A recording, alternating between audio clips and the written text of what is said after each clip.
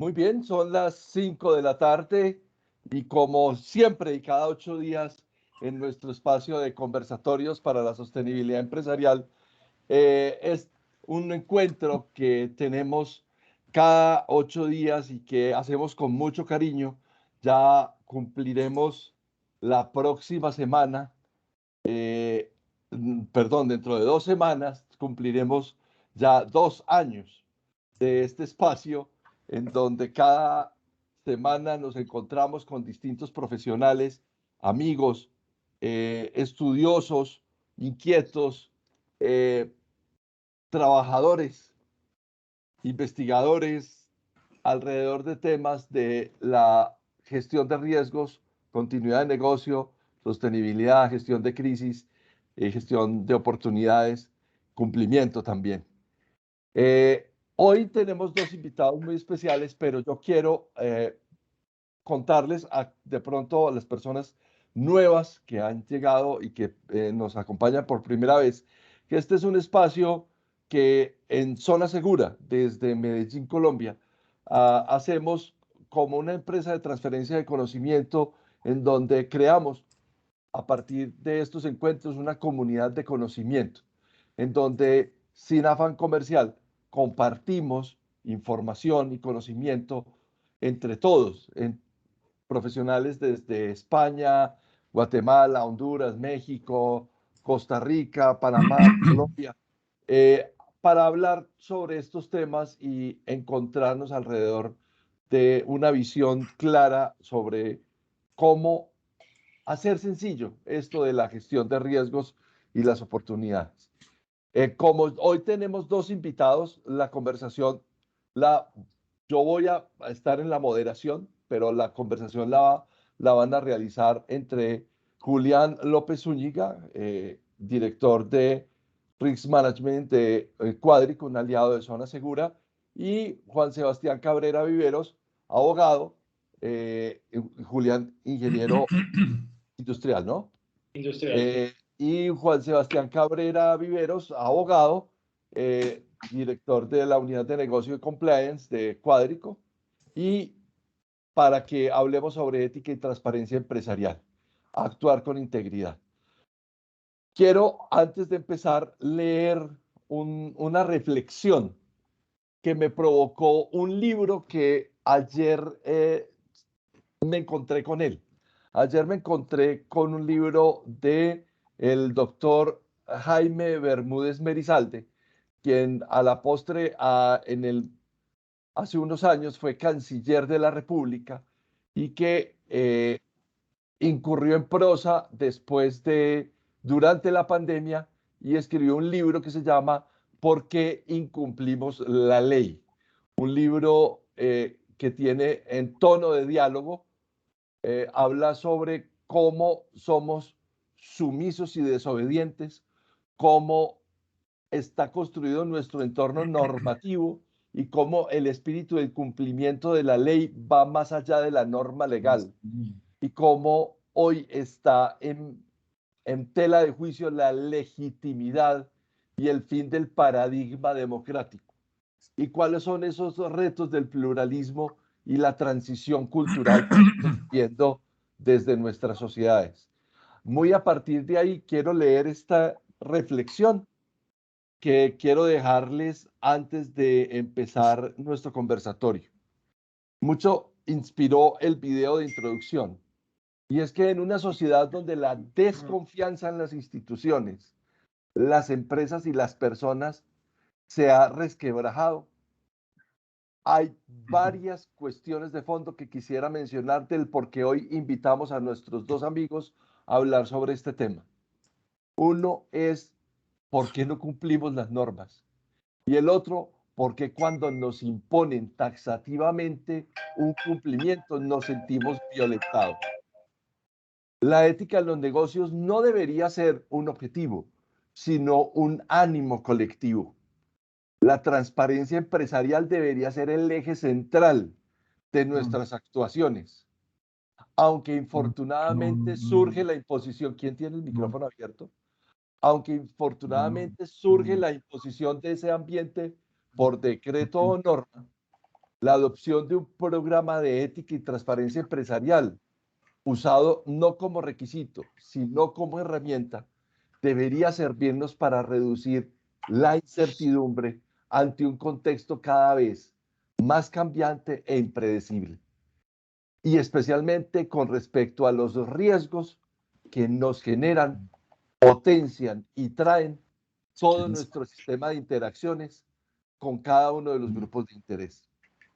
Más que prevenir la delincuencia, el lavado de activos, la opacidad en la contratación, la corrupción, el fraude y el soborno, es como a través del conocimiento profundo del contexto, de nuestro papel en la gestión de riesgos, del control interno, de la auditoría, del compliance, podemos sí construir un microcosmos de integridad, uno que nos blinde ante el ambiente hostil, donde el descuido de uno es la ventaja que aprovecha el otro, donde las diferencias se resuelven suprimiendo al oponente y donde la honestidad parece cada día más exótica y anticuada.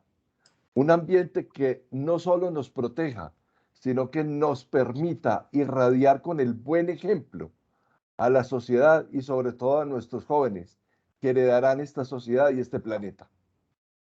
Con esta reflexión, ahora sí, y sin más intervención que moderar las preguntas y las opiniones de nuestros dos invitados, quiero dejarlos con ellos para que dentro de su planteamiento nos ilustren un camino sencillo y adaptable a un conjunto de requisitos, sí, pero que no deberían ser requisitos, sino la base de la creación de una nueva cultura que gire alrededor de la integridad en nuestras organizaciones y en nuestras actuaciones individuales como personas. Quiero darle la bienvenida entonces a nuestros invitados.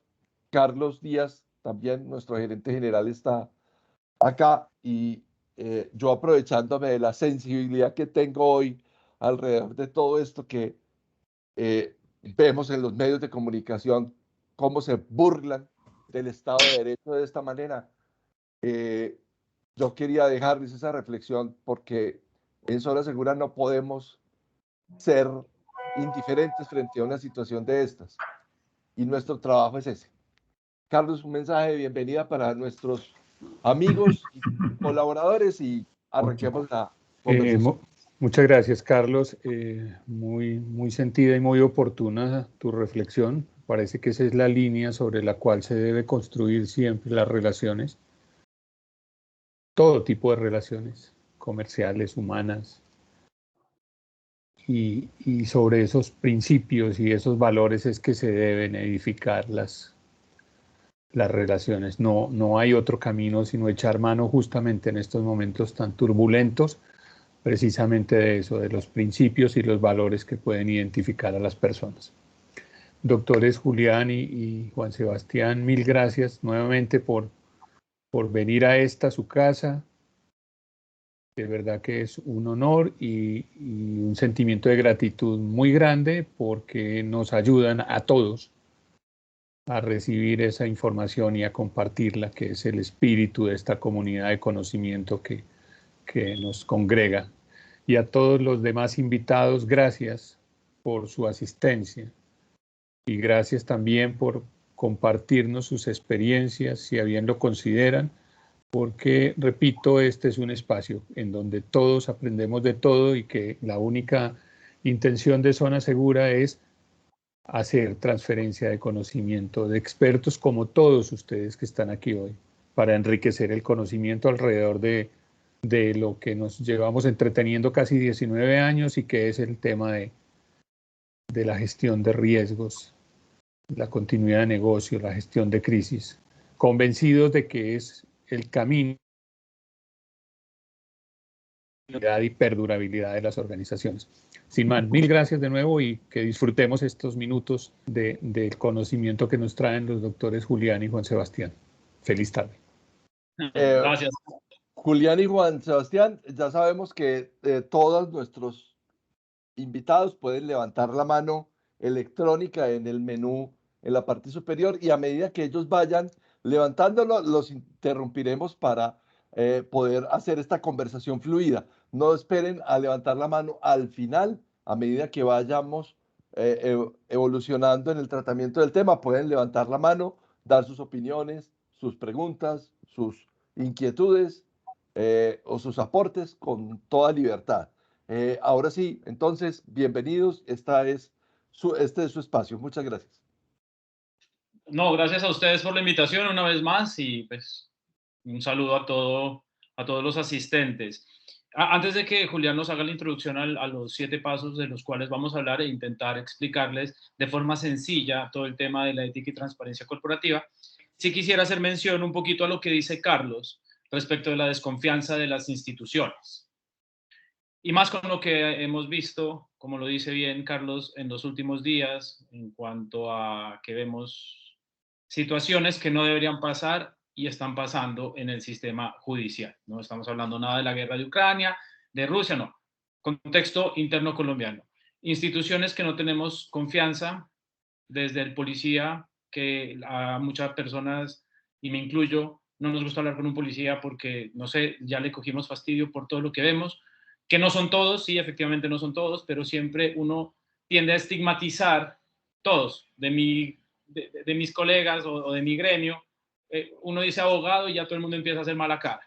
Entonces, esa pérdida de confianza en esas instituciones nos lleva a hablar sobre transparencia, ¿no? Más vale rojo un ratico que pálido toda la vida. Venga, hagamos negocios transparentes, adecuemos unas líneas de conducta con mis proveedores, con mis clientes, con mis contrapartes, pero seamos transparentes en toda la vida, no solo de negocios, como lo decía Carlos Díaz, sino en las relaciones de amigos, familiares y de todo. Entonces, el llamado es, dejemos de ver el cumplimiento normativo porque me toca y convirtámoslo en una herramienta.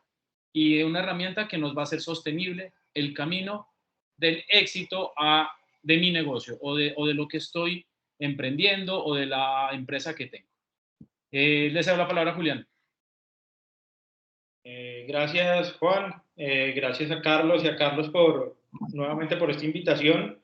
Qué bueno podernos convertir en visitantes recurrentes de este espacio y que podamos compartir un poco de estas posiciones, como ya empezó diciendo Juan, sobre la desconfianza ante las instituciones.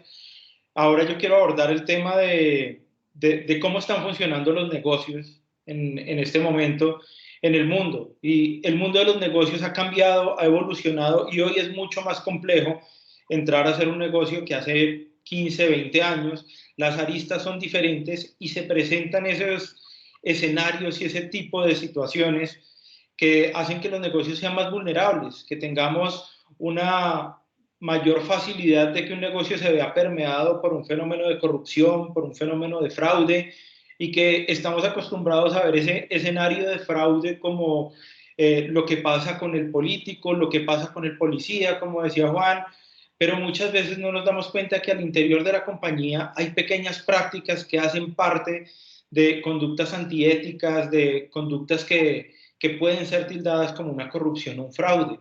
El simple hecho de legalizar por un poquito más una salida a un restaurante de invitación a un cliente, el hecho de asignar un cargo a una persona porque me cae un poquito mejor o porque yo creo que es un poco más competente para este cargo que otra persona que de pronto viene en fila para lograrlo, simplemente porque tengo un mayor conocimiento de la persona, pero no tener un criterio objetivo de una selección y de un tema de sucesión en la empresa. Todo eso son fenómenos que no están atados a la transparencia, que no están atados a esa capacidad que deben desarrollar las empresas en hacer las cosas bien, en hacer las cosas bajo un parámetro objetivo y lograr los resultados de una manera clara. Por eso hablamos en este momento de esa necesidad de convertir esos lineamientos de ética, de transparencia, de minimización de la opacidad, como lo queramos llamar, pero tenemos que convertir esos lineamientos en herramientas. Esto tienen que ser herramientas de trabajo, no podemos convertir en una carga administrativa, en un cumplimiento normativo, algo que es absolutamente necesario para cualquier negocio. Y es que cuando yo tengo los valores y la ética por delante de cualquier negocio que yo haga, muy seguramente el negocio va a funcionar de una buena manera. Entonces, cuando nosotros tenemos esos buenos valores como principio de cualquier negocio, estamos dando ese paso hacia la sostenibilidad del negocio. Eso me ayuda a convertirme en una empresa más confiable. Yo voy a ser una empresa que tiene unos procesos sanos, unos procesos limpios y unos procesos que van a estar en capacidad de mostrarse ante cualquier escenario sin necesidad de tener un inconveniente o una mancha porque no estoy haciendo las cosas bien. Y de esta herramienta no se trata solamente de definir un lineamiento, de decir, ay, es que yo tengo la política, yo tengo un procedimiento muy bien establecido. Se trata de buscar la manera que podamos nosotros conocer plenamente con quién estoy haciendo negocio. Y yo estoy haciendo negocio todos los días con mis empleados porque están contratados conmigo, pero también estoy haciendo negocios con el Estado, porque de alguna manera la DIAN, los entes de control participan de mi negocio. También hago negocios con mis clientes, con mis proveedores, etcétera, etcétera. Entonces, es muy importante que yo logre conocer muy detalladamente no solo el negocio que estoy haciendo, sino con quién lo estoy haciendo, cuáles son los vínculos de esa persona con quien yo estoy haciendo el negocio, y eso me llevará a conocer las brechas que hay en esa relación, donde yo no estoy pudiendo tener un conocimiento detallado, donde yo no tengo una relación de plena confianza porque hay cierto margen de incertidumbre que hace que esta relación me haga decir, un momento, me falta conocer un poquito más. Entonces, esta herramienta tiene que buscar ese conocimiento, tiene que lograr que de alguna manera haya una armonía entre los grupos de interés que hacen parte de mi negocio, ¿sí? Y que logre determinar y armonizar de alguna manera todos los grupos de interés con el contexto de mi organización, en el cómo desarrollo yo el negocio. Y cuando yo ya tengo esa armonía y sé cómo desarrollo el negocio, tengo esa capacidad de implementar esos lineamientos rectores. Y cuando hablo de lineamientos rectores no son solamente esas políticas, lo que dice la ley y cómo me ato a cumplirlas, sino esas políticas que necesita el día a día de mi empresa, el día a día de cómo yo hago y con quién interactúo y cómo interactúo para lograr esa transparencia. ¿Esto para qué se tiene que lograr? Uno, para lograr unas políticas, unos lineamientos, como lo queramos llamar, con propósito. Y eso es un concepto que nosotros tenemos muy interiorizado en Cuadrico, y es hablar de los sistemas o de los programas de gestión que tengan un propósito, que no vayan por el simple hecho de poner un chulito al final de una auditoría o una revisión, sino que efectivamente logremos una cultura interna de la compañía de cumplimiento.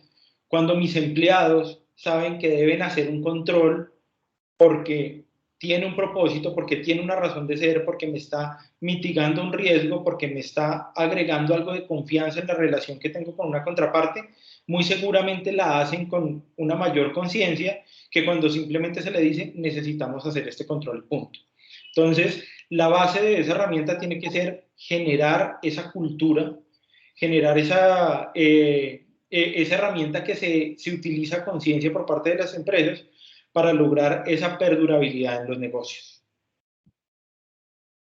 Bueno, continuando con el tema de la herramienta y entendido en los programas de ética y transparencia corporativas como esa herramienta que queremos que lo sean o que los invitamos a que los definan así, somos y durante todo el tiempo que nos hemos dedicado a estos temas de asesorar a varias empresas, desde hace un tiempo que solo hablábamos de buen gobierno corporativo, después de un código de ética, lo más importante desde nuestra perspectiva es definir una estructura corporativa. Definir una estructura corporativa con roles y responsabilidades. Con roles y responsabilidades que permitan entender qué debo hacer, cómo lo debo hacer y para dónde voy, alineado al propósito de esa herramienta que nos hablaba Julián. La transparencia corporativa empieza desde el compromiso, y también lo tenemos fijo. O sea, nosotros siempre les decimos a la alta gerencia, a la alta dirección, a la administración de la compañía, que la transparencia corporativa empieza desde ese compromiso de la alta gerencia en tener una empresa sostenible, en tener una empresa con unas políticas definidas para efectos de lograr el objetivo de su negocio. Incluso hasta en las entidades sin ánimo de lucro aplican estos programas de ética y transparencia corporativa. Tener claros esos roles y responsabilidades entre los funcionarios, entre mis accionistas, entre mis clientes, entre mis contrapartes en sí, a mí lo que me permite es una correcta ejecución de mis negocios. La responsabilidad de todos es la responsabilidad de nadie, siempre lo decimos y creemos que es así. En cambio, si yo ya le asigno a cada rol una responsabilidad frente a la ejecución del sistema, las responsabilidades no se me van a diluir, voy a poder medir esa ejecución, esas acciones, esos comportamientos que tienen mis empleados, y siempre va a haber ese compromiso latente, no solo de la alta dirección, sino de esa creación de cultura corporativa, y esa sería la única forma en que estos cumplimientos obligatorios que a veces las empresas, pues lo contrato porque me tocó, me toca diseñar e implementar esto porque me tocó. Una vez tengamos asignados esos roles, tengamos esa cultura de cumplimiento, dejan de ser una carga administrativa como lo ven la mayoría de las empresas. No solo hagamos las cosas por cumplir un requerimiento, hagamos las cosas para que esa herramienta de transparencia me ayude a obtener los resultados esperados. Hay un mito en donde siempre dicen que las empresas tienen en mente que hay que construir políticas de cumplimiento para todo. Y la norma no es así, la norma no hace eso. O sea, la norma le dice, haga políticas, defina las políticas de cumplimiento de su programa de ética y transparencia corporativa o el CICOS de la Supersalud, en donde le dicen, esas políticas tienen que ser acorde a su operación. El punto de partida es su contexto interno y su contexto externo operativo. Una vez usted ya tenga listo ese contexto interno y externo, entonces ahí sí hagamos unos lineamientos rectores y de control. ¿Para qué? Para que me permita identificar o anticiparme a todos esos factores de riesgos alrededor del fraude, alrededor del soborno nacional, transnacional, alrededor de la falta de transparencia en los negocios y en todos esos riesgos que puedo identificar y que tienen un impacto directo a mi negocio. Tener N políticas de cumplimiento y no las voy a cumplir no me sirve de nada. Mejor tengo aquellas que, o inicio con aquellas que sí me interesan, como es cómo voy a manejar los conflictos de intereses, cómo voy a manejar el flujo de efectivo o manejo de títulos valores, cómo voy a manejar el tema de contratación con un manual de contratación o con unos procedimientos de contratación. Aterrizados a mis necesidades y características, y a medida que voy evolucionando en el negocio, voy creciendo, voy viendo qué otras políticas me hacen falta. Conozco, desde Cuadrico hemos conocido empresas que tienen 1000 políticas, o sobre todo las multinacionales tienen un sinnúmero de políticas que se vuelven en, sí, la política, me toca cumplirla. No, venga, veamos el por qué la tenemos que cumplir, el por qué la hicieron y que están intentando mitigar o controlar en el tiempo. Entonces, establecer esas herramientas necesarias y que sean viables es fundamental, que sean viables en su aplicación, que no me vaya, lo que siempre decimos y lo decíamos en la charla pasada, que no me vaya a pegar un tiro en un pie. Tanto así que hago tantas políticas que no sé cómo cumplir y me va a quedar ese checklist de, no, sí, no la cumplí. Entonces, siempre que sean políticas viables de aplicación para que no me afecte la operación, para que mi operación siga conforme lo he establecido y lo quiero seguir haciendo. esa mitigación de impactos o esa segmentación de factores de riesgo, esas políticas de cumplimiento que yo puedo tener, se tienen que hablar entre ellas, o sea, no pueden ser todas regadas por alguna, no, tienen que tener ese fin último que es la transparencia y la ética en mis negocios en esas interrelaciones con las contrapartes. Juan, Y hay una mano levantada. Ay, perdón, no lo había visto. Hay una mano levantada. Stephanie, ¿puedes prender tu cámara y hacer tu intervención? Buenas tardes, ¿cómo están? Hola. Hola, buenas tardes.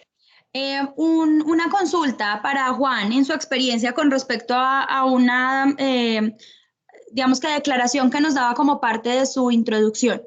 Es muy común, lamentablemente, ver que en las compañías hoy se adelantan programas de transparencia y ética empresarial como una obligación, no como una práctica que efectivamente nazca desde el sentimiento corporativo. Y es muy difícil lograr sensibilizar a la alta gerencia de que esto no es una obligación, sino que debe convertirse en una herramienta, como tú lo planteabas. Juan, desde tu experiencia, ¿qué tips, qué herramientas, qué metodologías nos puedes dar que nos permitan convencer a esa alta gerencia de que esto no es simplemente un requisito legal, sino que es una buena práctica? Porque ese yo creo que es un gran reto que tenemos todos los que estamos aquí, convencer a la alta dirección de que esto es una necesidad, que esto no es para la superintendencia, que esto es para la empresa. ¿Qué nos puedes decir al respecto? Correcto. Nosotros, y gracias por tu pregunta, Stephanie. Creo que hablamos hoy al mediodía, si no estoy mal. Sí, señor. Facilísimo. Nosotros, en todos los años de experiencia que tenemos, desde que éramos empleados, yo era abogado de una compañía que tiene básicamente una empresa aparte dedicada a compliance. Nosotros nos dimos cuenta y aprendimos que la mejor forma, puede haber miles, pero que la mejor forma de crear una cultura corporativa es la pedagogía. Y creo que Julián más adelante nos va a hablar un poco sobre ese tema, sobre la pedagogía. Nosotros dejamos, por ejemplo, de hacer capacitaciones magistrales en donde yo me paraba enfrente de un auditorio y empezaba a decir que las multas y las sanciones y si no cumplimos, nosotros empezamos a utilizar un lenguaje positivo para que las empresas vean esa herramienta, para que a nosotros nos dejen de ver como el auditor que llegó a decirnos que está mal y ponernos una no conformidad, sino como un apoyo a esa gestión del día a día para mitigar los riesgos de soborno, de corrupción, de lavado de activos, de financiación al terrorismo, bueno, y de todo lo que me pueda interrumpir el negocio. La pedagogía es muy importante y a todo nivel. Si la empresa, si la alta dirección de la empresa es comprometida, créeme que todos los funcionarios son comprometidos. No es lo mismo hacer una capacitación o un taller de formación empresarial al lenguaje de la junta directiva que al de los funcionarios. Al de los funcionarios tiene que hacérselo en un lenguaje más amigable. Créeme que si nos vamos a una empresa de logística, el operario de montacargas sabe que hay un lavado de activos, pero no tiene ni idea cómo funciona y no le va a importar que la empresa hizo un programa de ética y transparencia corporativa y que los lineamientos son estos y que la circular 00011. No, a él lo que hay que enseñarle es, mira, si nos afecta esto, no te afecta a ti solamente y no le afecta el bolsillo a los accionistas, sino que nos afecta a todos. Entonces, cambiar ese lenguaje no de incumplimientos y de multas, sino de herramientas y tomarlo de manera positiva. Ese método a nosotros nos ha servido. Una cosa, Juan. El tema de apegarse al tema del valor, de la promesa de valor, también, Stephanie, puede servir de herramienta y es, ¿cuál es la promesa de valor de la organización? ¿Cuáles son esos principios que la organización promulga a través de sus productos o servicios? ¿Y cuál es esa promesa de valor que le entrega al cliente? Y defender esa promesa de valor como valores corporativos está más cercano del corazón del dueño de la compañía que hablar de herramienta o hablar de requisito, porque estás apelando al sentimiento, y apelar al sentimiento es, yo sé que puede ser, ya se me olvidó la palabra, pero funciona. Romántico, pero funcional. Excelente, Carlos. Muchas gracias, Juan. Vale. Está apagado su micrófono, Julián. Listo. Perdona, y yo quiero complementar también un poco, y más que complementar es hacer como una unión entre lo que dijo Juan y lo que dijo Carlos, y es basar mucho esa pedagogía y ese entrenamiento en una metodología amigable.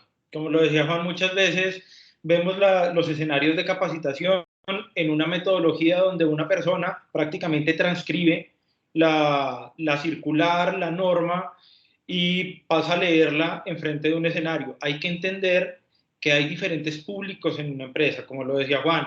Yo no le puedo hablar el mismo lenguaje, las mismas definiciones a un operario que a un miembro de junta directiva. Hay que tener metodologías diferenciadoras. Y también hay que saber explicar los sistemas de ética, llámese un PTE, llámese un SICOF, como lo queramos llamar, o de acuerdo a la entidad que nos regule, pero tiene que partir el sistema y la explicación que estamos dando del sistema del contexto de la compañía. Ese es el punto de partida que debemos tener. De nada ganamos nosotros con ir a explicar unas políticas de uso de tarjetas de crédito cuando la empresa no maneja tarjetas de crédito. Entonces, ir muy al grano, ir muy a la realidad y a la sensibilidad que tiene cada uno de los funcionarios para que entienda de qué le están hablando. Hay un pecado gigantesco que hemos identificado en muchas empresas, colegas de nosotros, incluso también nos ocurrió a nosotros, que se va y se habla sobre la generalidad, pero no se habla sobre la particularidad de la empresa. Cuando se implementa un programa de este tipo, pues hay un acompañamiento de la consultoría o del responsable dentro de la empresa de diseñar e implementar este sistema, y hay que utilizar ese conocimiento que se logró durante todo este proceso para de esta manera poder decir, yo voy a entrenarlo a usted con un caso que le puede pasar en su día a día, no con un caso que le pasó a otro. Yo creo que eso también puede aportar mucho para quitar un poquito esa resistencia. Nos pasó hace poco con un cliente en junta directiva, Stephanie, cuando nos presentaron y dijeron, nos van a hablar del SagriLab. Al unísono, todos dijeron, ¿otra vez? Pero es que ya nos hablaron como 3 veces el año pasado de esto. Entonces, ya ahí teníamos un reto muy grande y es, bueno, improvisemos sobre la marcha. Tenemos un público que es reacio ya a este tema porque lastimosamente esa empresa lo hizo por cumplir. Cuando nosotros iniciamos a la explicación y tenemos otros métodos para hacerles entender la importancia, quedaron muy contentos. Y ahí me echo flores y le echo flores a Julián y nos dijeron, ojalá el primer día que nos enseñaron esto hubiera sido así, porque es que ninguno de los miembros de junta directiva eran abogados y todos dijeron, llegaron a hablarme de incumplimientos y que las super sociedades y que las multas sucesivas y que 200 y que me van a cerrar. Y pues no, o sea, todos salimos de la junta directiva, exacto, del coco. Todos salimos de la junta directiva súper preocupados a cumplir la norma porque me tocaba. Nosotros, y por eso digo que nos ha ido muy bien con la pedagogía, les enseñamos de la manera positiva de ver. Entonces, el lenguaje también es muy importante. Pasa ahorita algo y que lo hemos venido estudiando últimamente con el SICOF, que es el tema el subsistema de gestión corrupción, opacidad y fraude de la Supersalud, que dicen en su circular que es un delito no cumplirlo. Entonces, claro, todo el mundo se asustó porque cuando a uno ya lo hablan de delito, entonces salen a correr. Y lastimosamente, y esa es una crítica que nosotros hemos hecho a todos los sistemas o a todas las circulares que nos hablan de estos sistemas, y es que todas son, creo que calcadas, y en algún puntico tienen algo diferente, muchas veces solo en el nombre o en el ámbito de aplicación. Entonces, si te vas al sector transporte, el CIPLAB, independientemente de que hayas operado o no, tienes que tenerlo.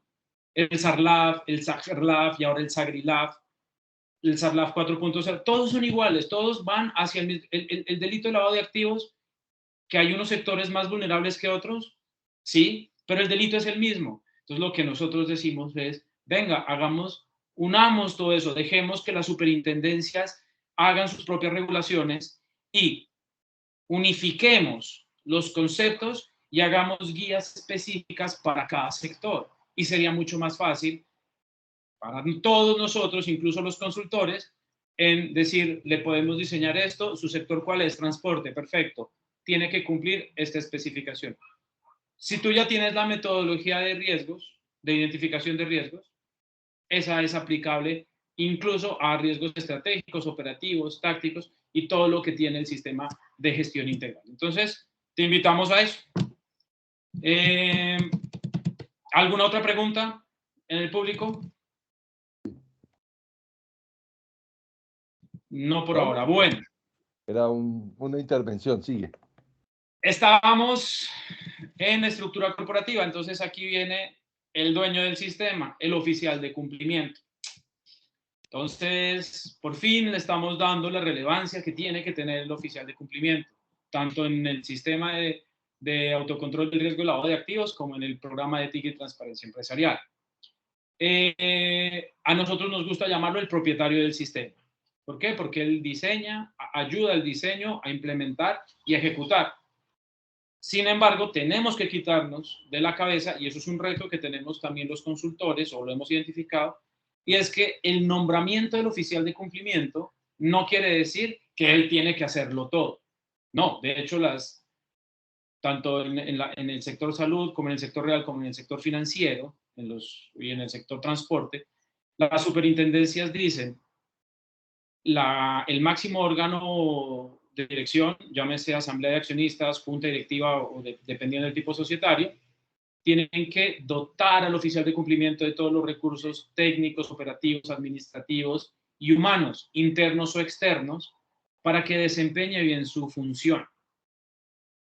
¿Quién le da la información al oficial de cumplimiento?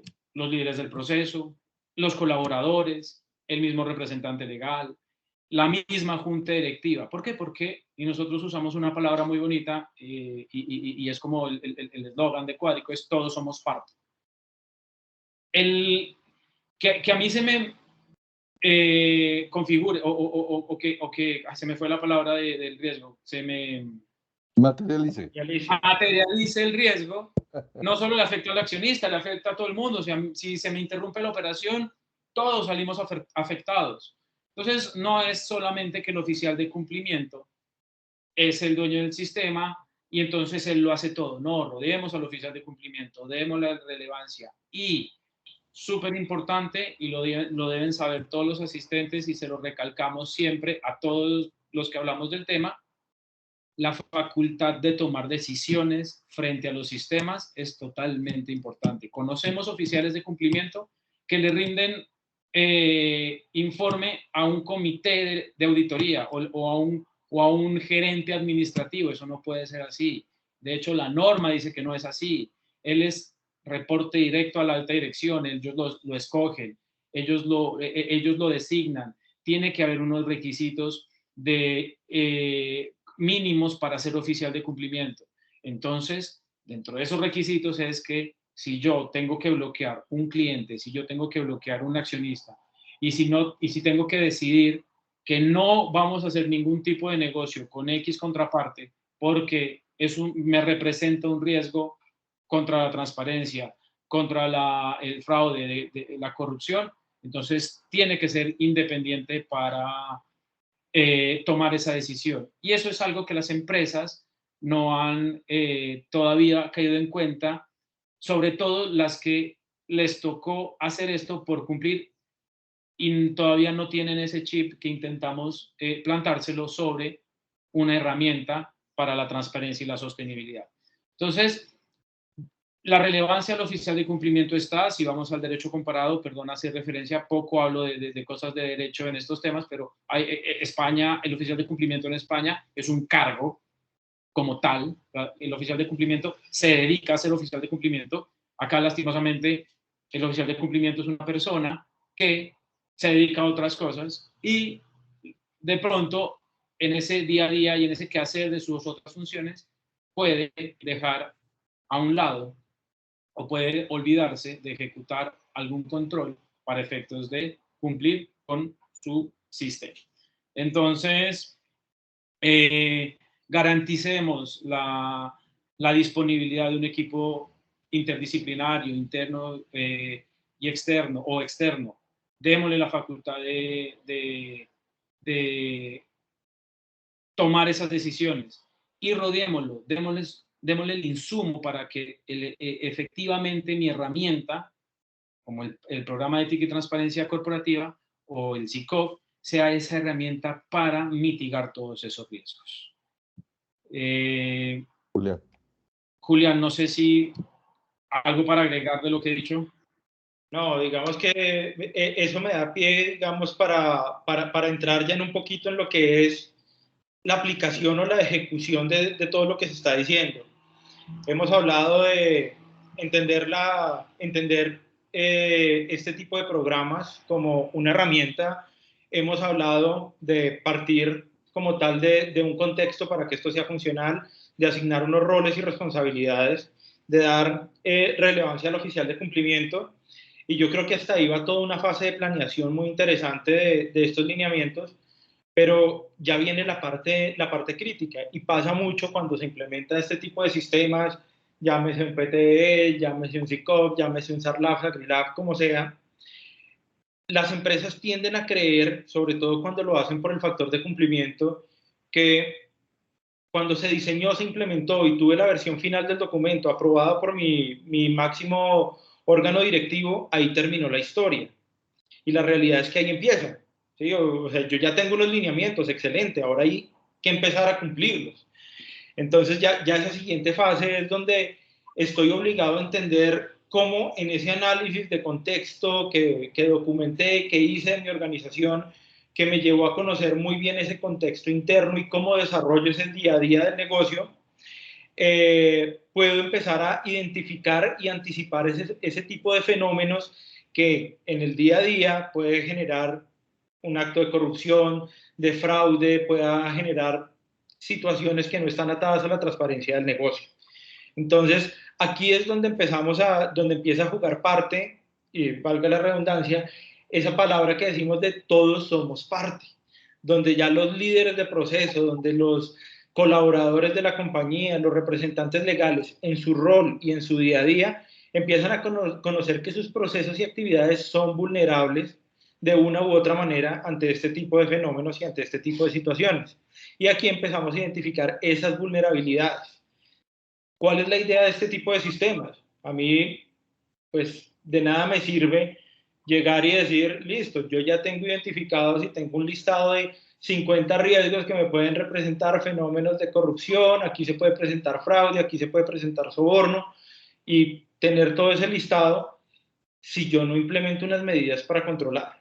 ¿Sí? Entonces, esto se empieza a convertir en la herramienta de la que tanto hemos hablado cuando empiezo a definir esos controles, cuando empiezo a asignar esos recursos, cuando yo empiezo a decir a la empresa, es que yo tengo esta situación y tengo que hacer un ABC para controlarlo, implementar una lista de chequeo, implementar herramientas como software, contratar a una persona. Bueno, o sea, se me ocurren infinidad de maniobras, unas generando costos, algunas pueden ser tan sencillas que no generan costo para la compañía, pero lo que tenemos que buscar es que esos controles que definamos, uno, sean funcionales, dos, sean efectivos y tres, muy importante, que sean viables para la compañía. Y aquí hablamos de un concepto transversal que han venido hablando las superintendencias como reguladores de estos temas, y es implemente medidas viables, que sean razonables, que sean acordes con el funcionamiento de su negocio.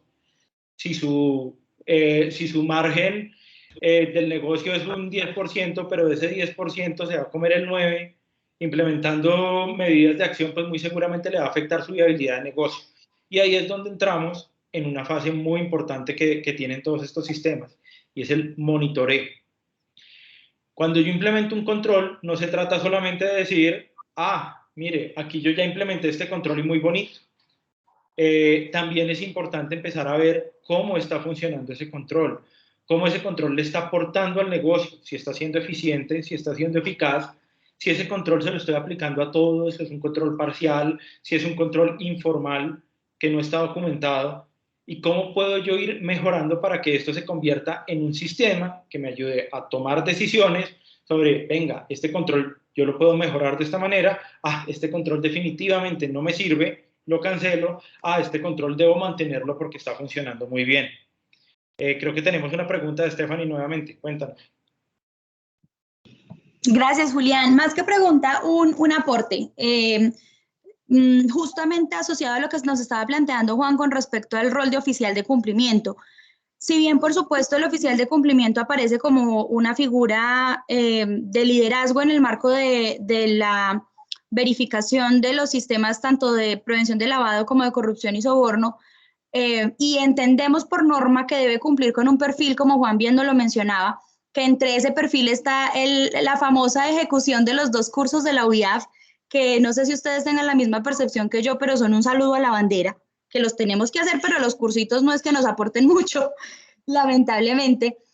Sí hay una característica que siento que las empresas pierden de vista cuando eligen un oficial de cumplimiento, y es que el oficial de cumplimiento debe conocer la compañía a nivel de todos los procesos. Por supuesto, no estamos diciendo que esté inmerso en todos los procesos porque él debe guardar cierta independencia en su rol como oficial de cumplimiento, pero en la medida en que conoce los diferentes procesos, que conoce cómo funciona la gerencia, que conoce cómo funciona gestión humana, que conoce cómo funcionan los procesos misionales, los de apoyo, pues le van a permitir tener digamos que una posibilidad mucho más clara de tomar decisiones y de gestionar el riesgo. Si yo estoy gestionando el riesgo sobre algo que desconozco, hombre, pues mi gestión del riesgo va a estar con un alcance muy limitado frente a la toma de decisiones. Entonces, aunado a lo que estaba diciendo Juan, es más asociado a ese aporte a que no le restemos importancia al conocimiento transversal que debe tener el oficial de cumplimiento sobre todos los procesos de la compañía, y que no le restemos importancia al proceso de formación continua que debe tener este oficial de cumplimiento. Ojalá los que estemos aquí reunidos entendamos que el oficial no está para que haga los 2 cursos de la UIAF, no porque es que eso no le da la competencia. El oficial de cumplimiento está para que la compañía, con un respaldo de recursos, le permita formarse, y formarse no solo una única vez, sino tener una formación continua que le permita estar actualizado en sus conocimientos.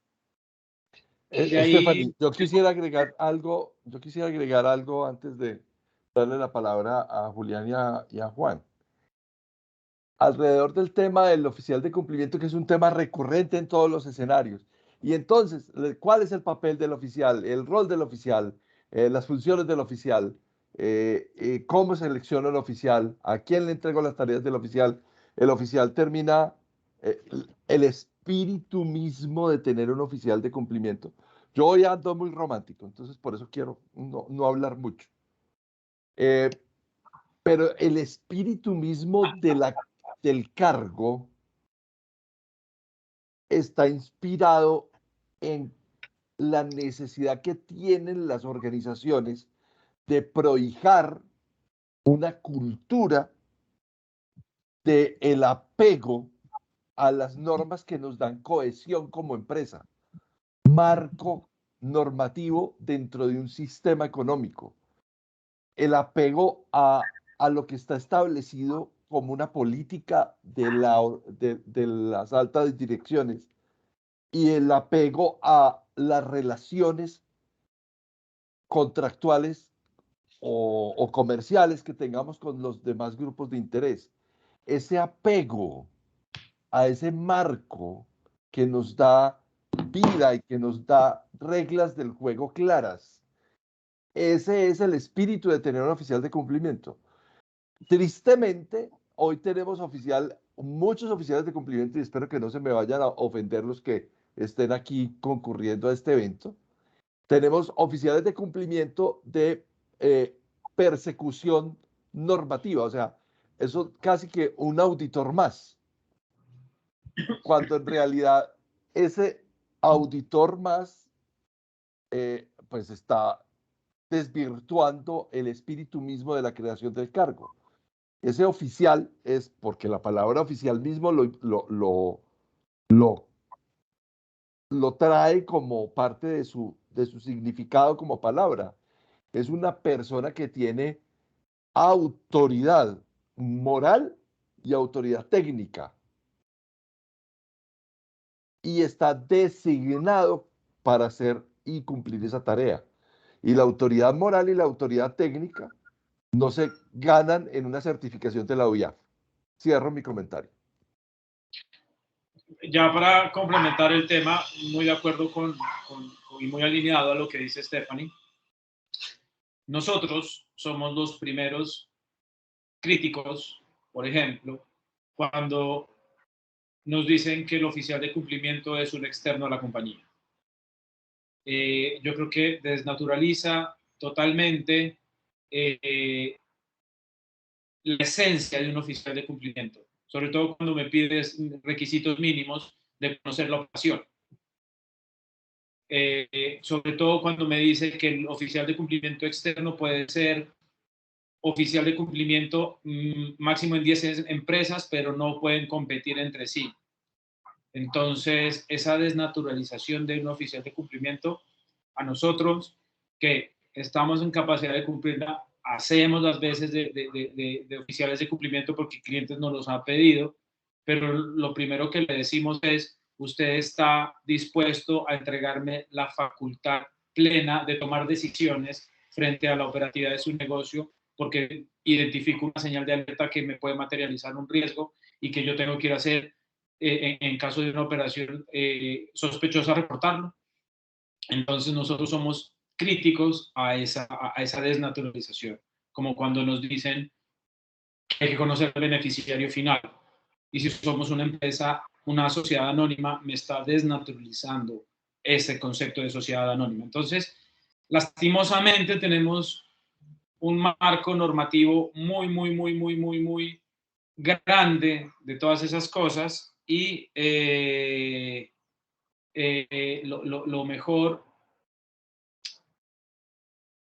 lo mejor que nos puede pasar en algún momento es que se unifique todo esto para hacerlo más operable en el tiempo.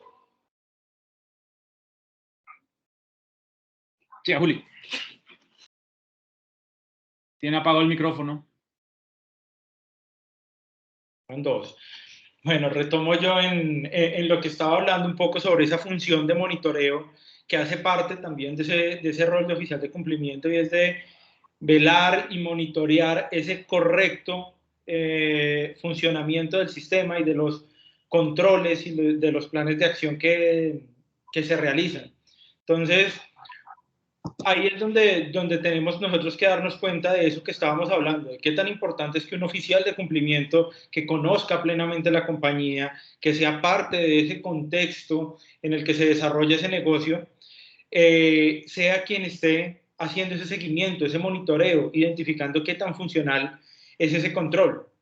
Pero ahí qué pasa, y me voy a uno de los siguientes puntos clave, y es que en muchas ocasiones nos encontramos que estos sistemas empiezan a generar información y eso se empieza a convertir en una bola de nieve que va agrandándose, porque ya yo tengo la matriz de riesgos y a este riesgo se le asignaron estos controles, pero a estos controles les hice un seguimiento, pero algunos quedaron pendientes, y empieza a generarse información que se vuelve demasiado complejo administrarla bajo el escenario que toda empresa yo creo que inicia, y es empezar a trabajar en un Excel. Entonces, las empresas inician bajo este escenario porque la circular dice que se debe implementar herramientas tecnológicas, y no estoy hablando de una circular en particular, hablo de la circular como un contexto general, porque cuando hablamos de cualquier sistema de gestión llamado SARLAF, AgriLAF, PT, nos habla de contar con esas herramientas tecnológicas acordes para la administración del sistema. Muy seguramente cuando yo estoy iniciando este sistema, pues voy a tener una información que me puede funcionar con mi Excelito básico y va funcionando bien.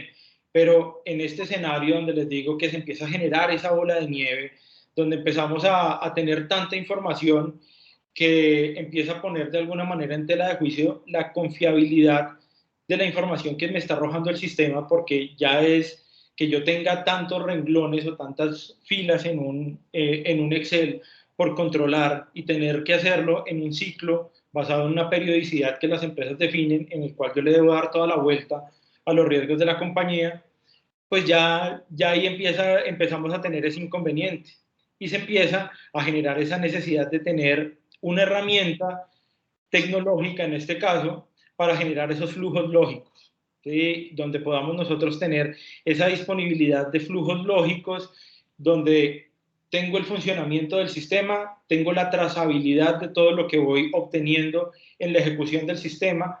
Muy importante, voy generando alertas, porque muchas veces tengo que implementar un plan de acción, pero el oficial de cumplimiento, que muchas veces cumple con otras obligaciones dentro de la compañía, está revisando una situación en otro proceso, en otra área, y se vence el momento en el que se debe cumplir un plan de acción crítico, que se debe ejecutar un reporte, que se debe sentar y actualizar una matriz de riesgos. Entonces, cuando empezamos ya a tener esta cantidad de información y no tenemos la herramienta, perdemos esa capacidad y esa oportunidad que se necesita para la gestión del oficial de cumplimiento. Y empezamos a perder ese control sobre esas medidas razonables. Ya yo no puedo decir, yo implementé estas medidas y están funcionando bien. Ya empezamos a perder esa capacidad de saber si están funcionando bien. Entonces, también entramos a ver esa necesidad de contar con esas herramientas que me permitan de alguna manera automatizar un poco, no solamente estos seguimientos, sino esas labores de debida diligencia que se vuelven tan importantes. Entonces, si nosotros hablamos del SAGRILAT, hablamos de dos listas básicas que son vinculantes, como lo son la lista OFAC, la lista ONU, pero si ya estamos hablando de sistemas o programas asociados a la transparencia, a la corrupción, entonces tenemos que revisar listas de fiscalía, procuraduría, policía, que son otro tipo de listados que si yo tengo que andar verificando manualmente, poniendo la cédula de todas mis contrapartes, que pueden ser 1.000, 2.000, 10.000, pues muy seguramente no voy a alcanzar a hacerlo si tengo que andar digitándolo manualmente. Entonces, hay este tipo de herramientas de consulta en listas donde nosotros podemos albergar incluso todas las listas que se necesitan para todo este tipo de sistemas. Entonces, hay elementos que me permiten tener la lista OFAC, la lista de la ONU, la lista de la policía, de designados del Reino Unido, de la Fiscalía, bueno, listas locales e internacionales que me consolidan en una única consulta de una base de datos muy completa toda la información y todas esas señales de alerta que yo requiero para el oficial de cumplimiento cumpliendo un rol dentro de un SAGRILAB, dentro de un PTE, dentro de cualquier otro sistema de gestión o programa que debe implementar para este tipo de labores de cumplimiento y de generar valor a la compañía. Entonces, la idea es buscar este tipo de herramientas que mejor se adapten para optimizar el proceso del oficial de cumplimiento para que no se vuelva en esa bola de nieve o se vuelva en una bola de nieve administrable, que yo tenga esa capacidad de administrarla y tener esa confiabilidad que se requiere en la verificación de este tipo de sistemas. El Excel es una buena herramienta hasta que uno lo empieza a padecer, y eso lo aprendí de Zona Segura. Quien no padeció el Excel no, ¿cómo es? No valora un software, un sistema. Entonces, el que no ha sufrido el papel, el que sufre el papel, cuando llega el Excel, se le aparece la Virgen. Pero cuando el Excel ya no alcanza por el tema de la dispersión operativa y por el tema de la falta de oportunidad en los reportes, entonces los software se vuelven el paso a seguir. Pero uno no valora un software hasta que no sufre el Excel. Eso, así es. Y sí que lo hemos sufrido como oficiales o nuestros clientes lo han sufrido mucho el Excel, porque al principio es muy funcional, ¿no? Es muy bonito, pero cuando se empiezan que no, que la fórmula de la matriz se alteró, que no, que se vuelve un desastre total. Entonces, mi recomendación siempre va a ser, métase la mano al drill y saque para un software cualquiera que sea y cualquiera que haya en el mercado, pero que de verdad le ayude y no lo enrede más. Si quiere enredarse, siga con el Excel. Entonces, esa siempre ha sido nuestra política con Quadrico. Ahora en la nueva reglamentación del SICOF para el sector salud, por ejemplo, aparecen unas salidas que son importantes, ¿cierto? O sea, si bien el SARLAF y el SAGRILAF obligan a unos reportes hacia la UIAF, este SICOF y esto nuevo en la supersalud, sobre todo para este sector, donde hay INVIMA, donde hay Consejo Nacional de Medicamentos, donde hay UGPP, y se me olvida la otra, INVIMA. Y la supersalud como tal. Claro, y la supersalud, qué pena con los señores de la supersalud. Entonces hay que tener más reportes. Entonces ahí sí que con mayor razón la arqueología de la información que toca hacer en Excel o en papel es más pesada todavía.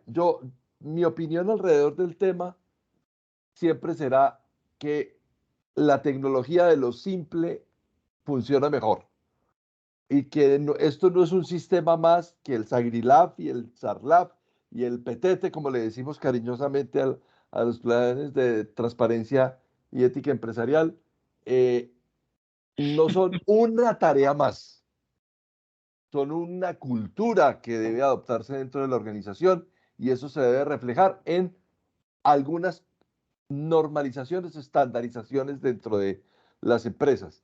Pero básicamente las empresas tienen sus propios controles, sus propios procesos y sus propias, cada cual, mejor dicho, como decimos coloquialmente, cada cual se rasca sus pulgas como quiere, pero cuando está en juego la promesa de valor y cuando está en juego el cumplimiento normativo y cuando está en juego la reputación de la empresa delante de los grupos de interés, pues ahí es donde nace esto como, venga, simplifiquémoslo, hagámoslo bien, pero no complicado.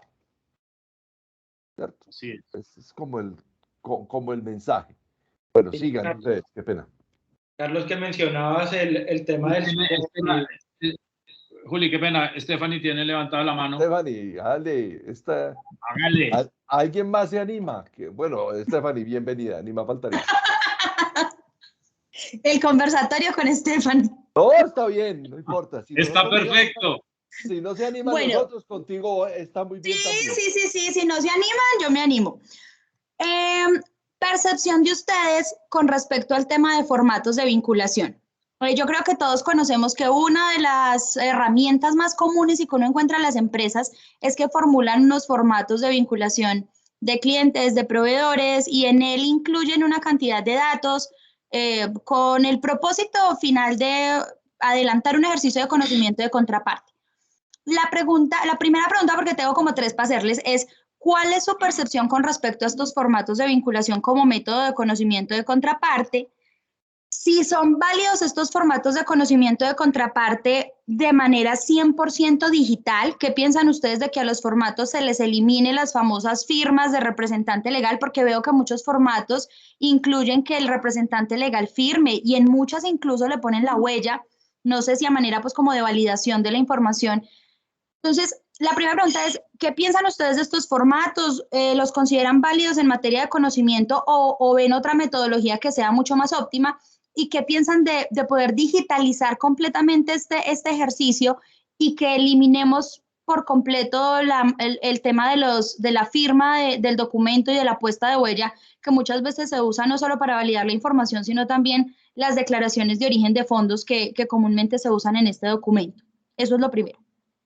Yo quiero invitarlos a que, Stephanie, en este año o el año pasado, ya no me acuerdo, nos juntamos con Dokia, que es una empresa de inteligencia artificial, y te invito a que entres al blog de Zona Segura, al blog de Zona Segura, y busques el conversatorio sobre inteligencia artificial para que veas las maravillas que hay hoy en tecnología en Colombia y en América Latina, ya reales, útiles, con resultados fabulosos de cómo aplicando inteligencia artificial a esa manipulación de documentos se logra unos niveles de baja decepción, se llama así, baja decepción en la parametrización de la información y en el conocimiento de clientes. Siguen ustedes, qué pena.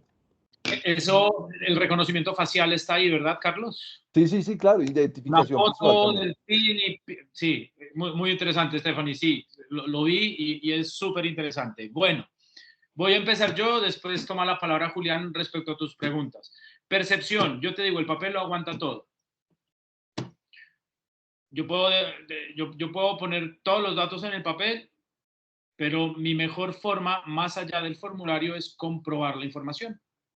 Entonces me voy a la debida diligencia. Que me firme o no el formulario, que le imprima la huella digital, que me lo mande con una firma escaneada, porque ni siquiera es una firma electrónica, sino es una firma que, porque ahora lastimosamente la pandemia nos dio eso, ¿no? Yo recibo actas de junta directiva para revisar y es con una firma escaneada y pues yo también puedo tener una foto, subirla a PDF y ponerla en cualquier documento. Bueno, entonces más allá de que si de nuestra percepción es bueno, por lo menos tenemos un diligenciamiento de datos, no lo haga tan largo, sobre todo como cuando hablamos ahora de los pets y los asociados cercanos y consultarle hasta las pulgas del perro, perdón la expresión, en donde tengo que conocer, pero es que es a todo el mundo, creo que va hasta el 1 de afinidad, si no estoy mal, si no, la memoria no me falla. Entonces no lo haga tan largo, si ya usted identificó que era un PEP, tenga otro formato que, bueno, y también me diligencia pero no lo haga en uno solo porque le va a quedar un formato re largo. Y lo que le decíamos, que sea una herramienta, que no lo que esa política de conocimiento del cliente o esa debida diligencia no le afecte su operatividad. El unísono de los clientes es, y me toca cambiar el formato, pero lo voy a hacer más largo. Si así no me lo firman o no me lo llenan, imagínese ahora. Entonces, más allá de eso, más allá de que lo firmen, más allá de que pongan la huella, identifiquemos que lo que nos están aportando es real.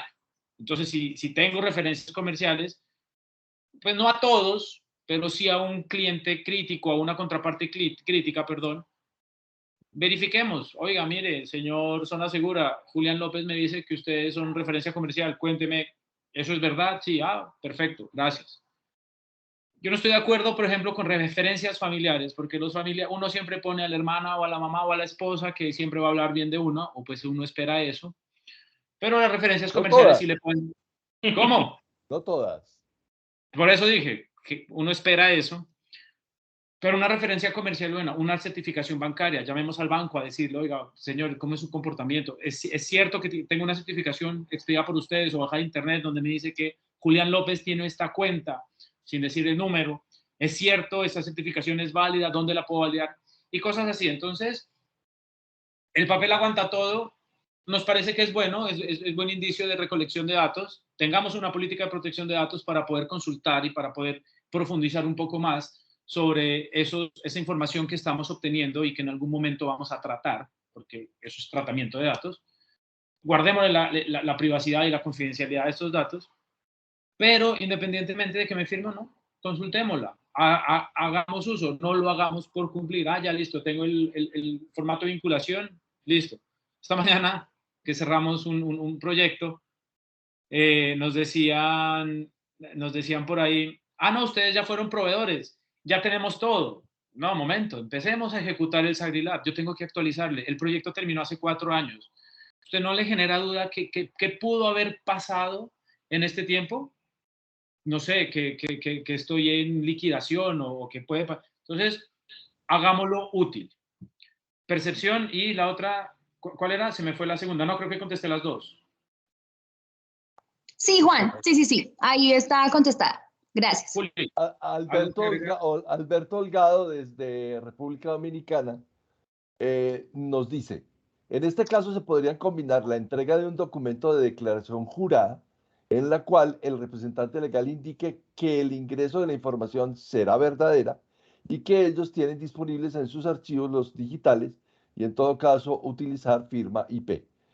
Claro, allí hago la verificación aleatoria, nos dice Alberto. Y después, más adelante, dice, también se puede validar que los archivos tengan una antigüedad no mayor de 6 meses y enviar la alerta automática para que los actualice. Esa es una cosa que es bien importante, las alertas automáticas para hacer...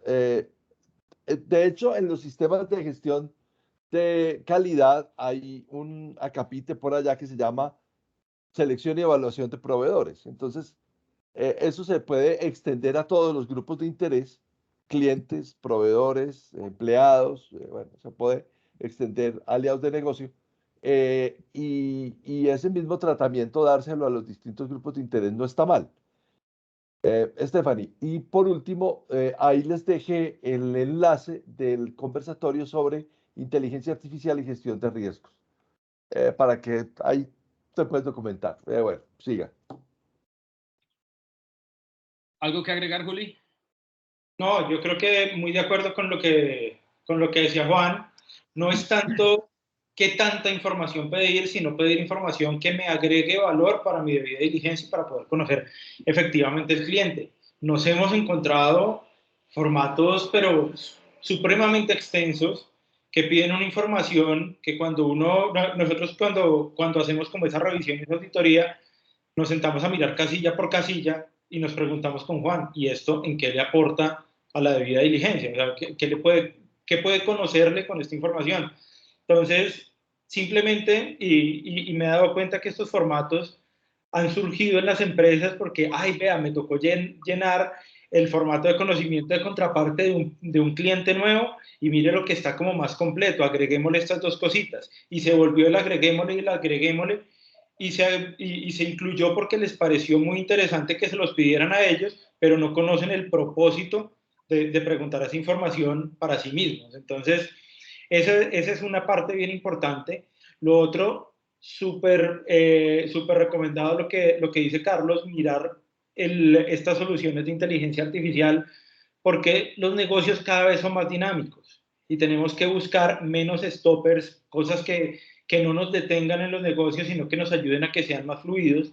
Entonces, hay alternativas ya muy buenas que van surgiendo en el mercado para agilizar el negocio. Muchas empresas tienen una transaccionalidad absurda al día, es que me llegaron 500 clientes, 2000 clientes para registrar en un día. ¿Cómo vamos a hacer para un formato que tiene 2 hojas? No, busquemos unos mecanismos más ágiles, pero que me ayuden a tener una tranquilidad y una certeza de una verificación adecuada. Pongamos el ejemplo de una institución prestadora de servicios de salud, que Ah. ahora están, pues, o sea, todos los pacientes que llegamos en Perú, en República Dominicana, en Colombia, llegamos por el sistema de aseguramiento obligatorio, ¿cierto? Ahí ya el usuario está reconocido y la atención está extendida porque está autorizada por el asegurador. Entonces ahí finalmente el cliente es el asegurador y no el usuario final del tema. Pero hacer una segmentación ahí es un absurdo teórico y un absurdo práctico. Pero cuando yo lo que hago es atender pacientes, clientes internacionales, ¿sí? Que vienen por un trasplante o vienen por una operación estética. Entonces, esa segmentación, obviamente, esa identificación de contraparte es importante. quien quiere venir a hacer una donación, de cuenta de que yo me llamo Pepito Pérez y quiero hacer una donación, pues también tiene otras implicaciones. Las relaciones de comodato, por ejemplo, pueden prestarse para opacidad en la contratación. Hay unas cosas ahí que son muy puntuales que deberían llamar mucho la atención y hacer líneas de procedimiento. Imagínate, para cerrar el tema de los formatos, nos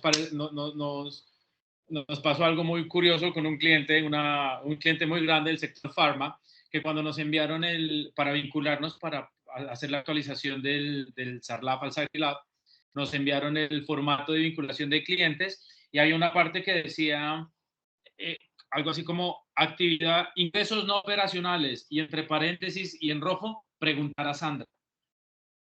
Entonces, somos muy allegados al gerente legal, lo llamamos y le Juan, necesitamos hablar con alguna Sandra porque es que el formato de vinculación de clientes dice que le preguntemos a Sandra mis ingresos operacionales.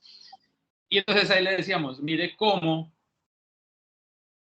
mire, esto estaba chévere, o no, mire, es que no entendemos esto, y hacen comentarios en los formularios y no lo revisan, o sea, se van así y pues como empresa uno queda como así, preguntar a Sandra, eso es un formato oficial, debería estar impecable.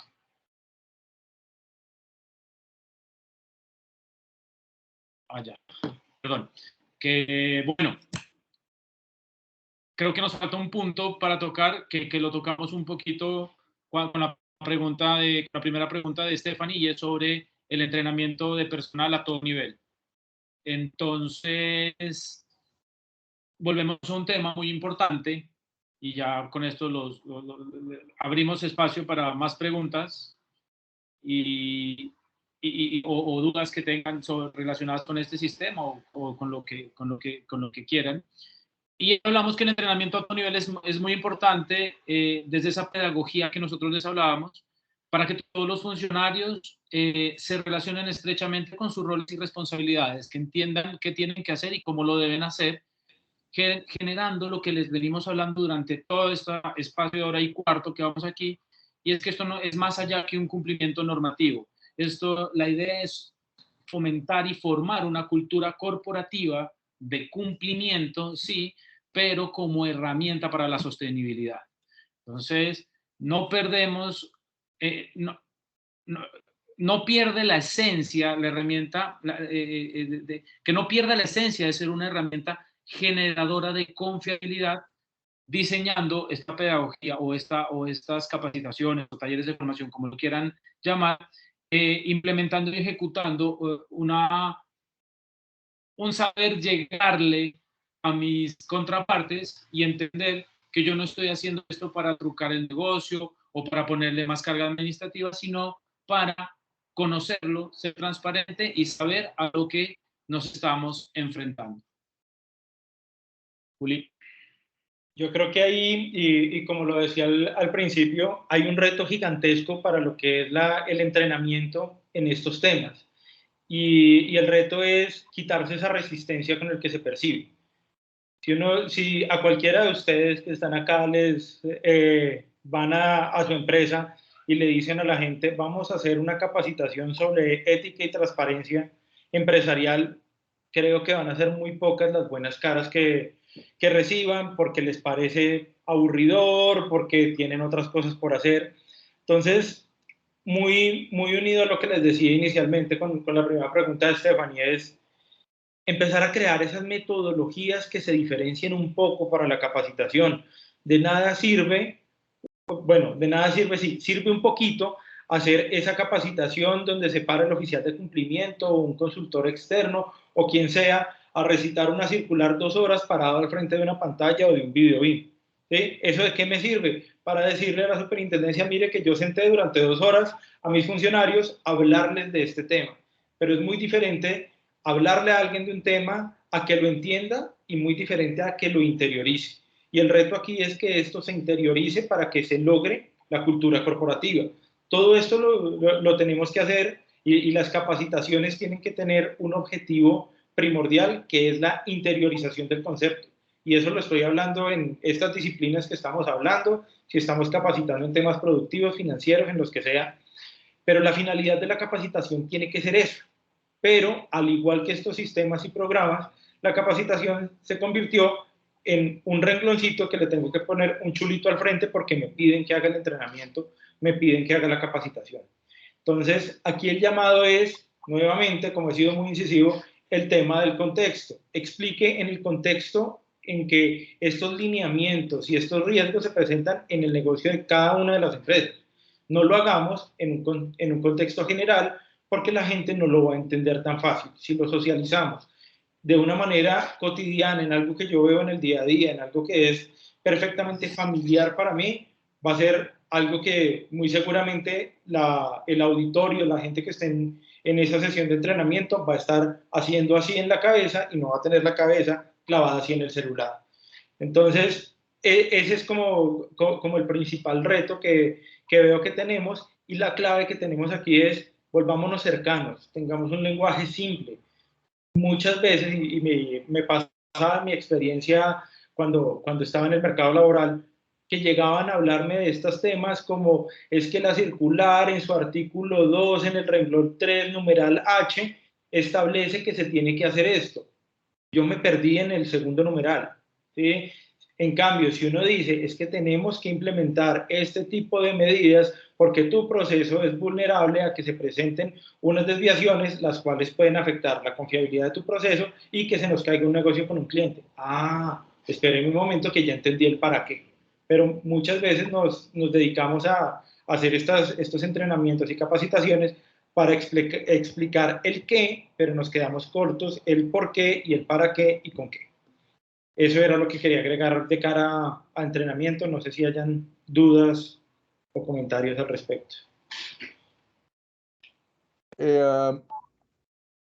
Alberto Holgado, me encantan esos aportes de Alberto. Alberto, siempre bienvenido a nuestro conversatorio. Sería muy bueno que hablaras, Alberto, porque esta es una conversación, pero bueno, yo hago aquí de ventríloco. En las metodologías de capacitación está la presentación sencilla que resuma un capítulo de Código de Ética y Gobierno Corporativo y se haga un cuestionario y los que complementen correctamente entran al sorteo de un iPhone. ¡Wow! Eso está bien. Y así no necesitas ni una consultoría, tu secretaria puede hacer la encuesta en Google y la participación se garantiza, el costo es mínimo y el resultado de seguro será muy popular. Bueno, pues es un incentivo interesante, indiscutiblemente. Por ahí está Javier Portilla, América Móvil. No sé si en América Móvil hagan las cosas así, pero está bueno el reto. Buena tarde, dice Yanqueni Hernández Castiblanco. ¿Conocen algún proveedor que tenga un producto o servicio de formato de vinculación de contraparte de forma digital? Yo no, ustedes. No, yo tampoco. No. Pero vuelvo y les paso Véanse ese conversatorio que tuvimos con la gente de Dokia. Es bien interesante. Haciendo claridad en lo siguiente. Ellos vienen, es un startup patrocinado por el banco más grande de Colombia, que es Bancolombia, y ellos durante un tiempo estuvieron y siguen siendo proveedores de ellos en el tema de suscripción de créditos. Entonces yo creería que de alguna manera ellos alguna experiencia tienen al respecto. Esto no es nada comercial, pero en fin. Yo creo que son las 6:23, ustedes todavía tienen tema para desarrollar, yo creo que ya están los siete puntos.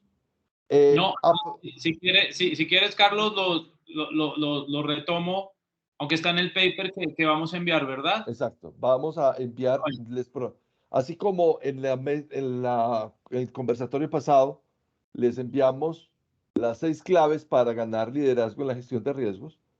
Hoy, el resultado de haberse conectado, les vamos a compartir un paper desarrollado por nuestros conferenciantes que se llama así 7 claves para la implementación de un programa de ética y transparencia. Bueno, ahí dice Alberto acá, se podría usar FormStack Go offline Forms para desarrollar el formato de registro de datos. Bueno, muy bien. Stephanie levantó la mano. Nuevamente, Stephanie, esta es tu casa. Te escuchamos. Gracias, Carlos.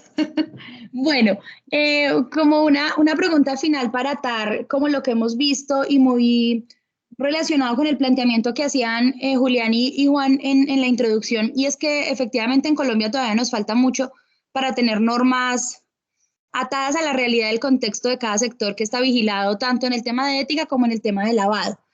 Pero en ese sentido, tenemos 2 normas muy nuevas. El año pasado se emitió la política 4042 o el COMPES 4042 como política nacional para la prevención del lavado de activos. Y este año tuvimos hacia enero del 2022 la emisión también de la ley 2195 de transparencia empresarial. La pregunta es, ¿ustedes qué tan alineado creen que están estos 2 documentos como documentos tan recién emitidos y que se supone nos generan como un plan de trabajo de lo que el país va a hacer en este sentido frente a las reales necesidades que ustedes han identificado en todos sus años de experiencia? ¿Está bien construido ese COMPES y esos 5 años de trabajo que están allí descritos y está bien estructurada esa ley 2195 para lo que necesitamos en materia de lucha contra la corrupción y el soborno? Ay, como Le preguntó dirían, al abogado. como dirían mis colegas, depende. No, yo leí el COMPES y a mí me parece que está muy bien estructurado. Lo que pasa es que el COMPES es un marco. Exacto. Eso es. ¿Cierto? Por eso digo, depende. Si tú te das cuenta, la ley, lo que está regulando la ley, bueno, gran parte de lo que regula la ley, la circular 11 de las supersociedades del año pasado, ya lo regulaba. Entonces, que de hecho eso, que cuando yo empecé a leer la ley, me dije, qué chévere. Bueno, por lo menos ahora la debida diligencia ya tiene fuerza de ley.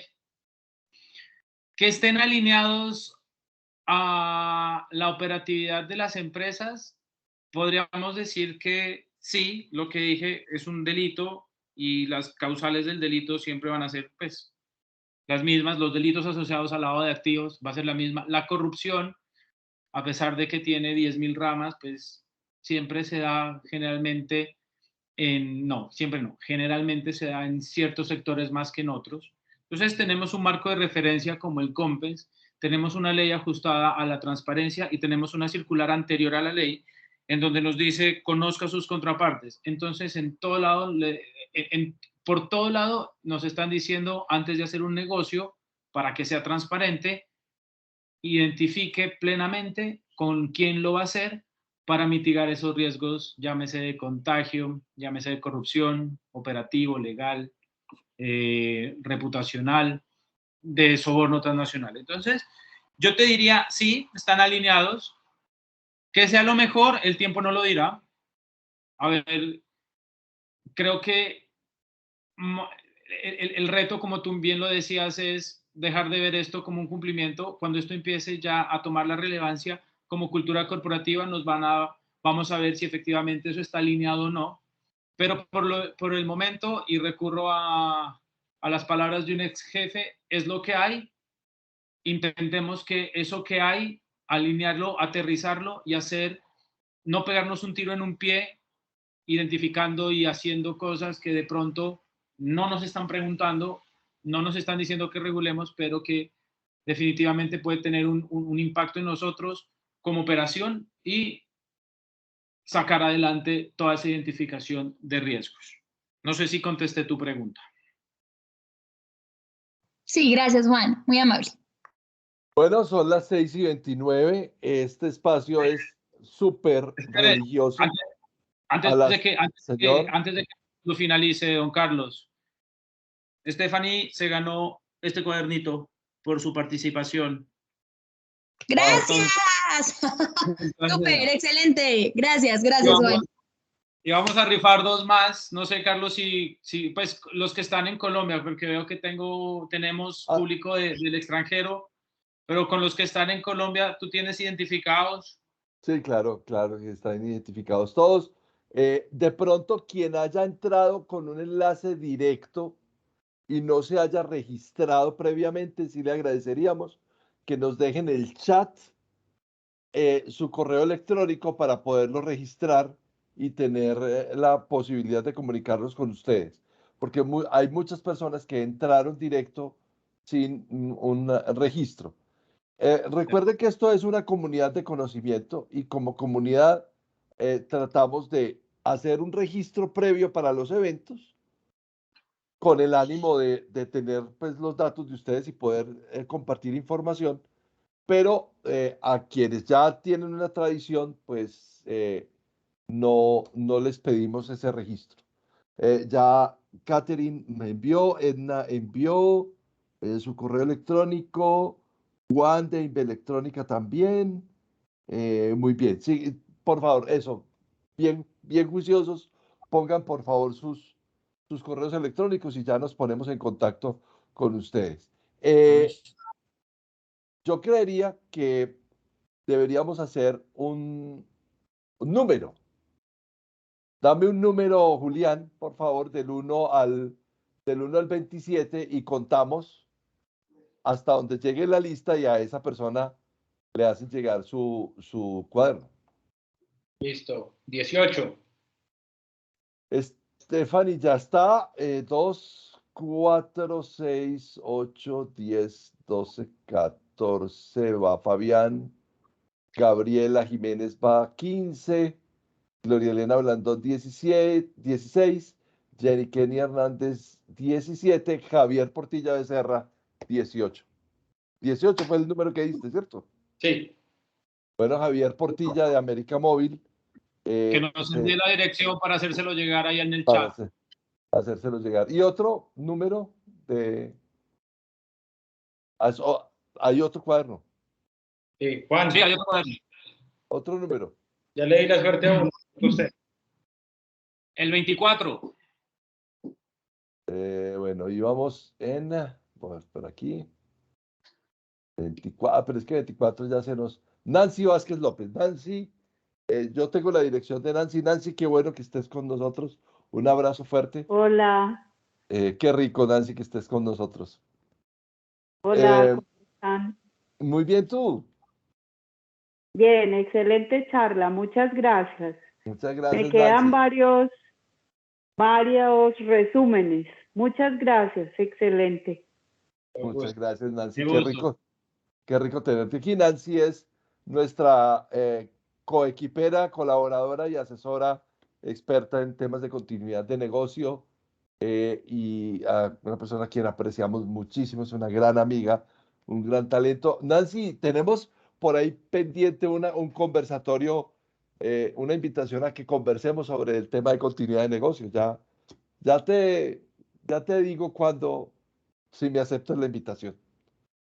Claro Qué rico. sí, con todo cariño. Muchas gracias. Qué rico, qué rico. Bueno, esta reunión se acaba a las 6:30. Yo voy a cerrar la grabación. Permítanme. No sin antes darles las gracias por haber asistido y invitarlos de una vez a que dentro de 8 días también se conecten a nuestro conversatorio sobre auditorías de los programas de seguros. Nos va a acompañar Carlos Mauricio Moreno, la persona que tiene todos los palmarres del mundo. Ustedes, algunos lo conocen porque lo han visto en estos conversatorios.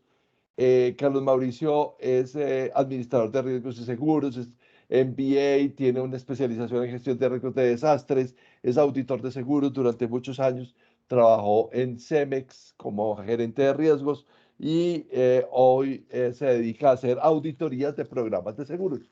Entonces vamos a tener a Carlos Mauricio conversando con nosotros la próxima semana sobre ese tema.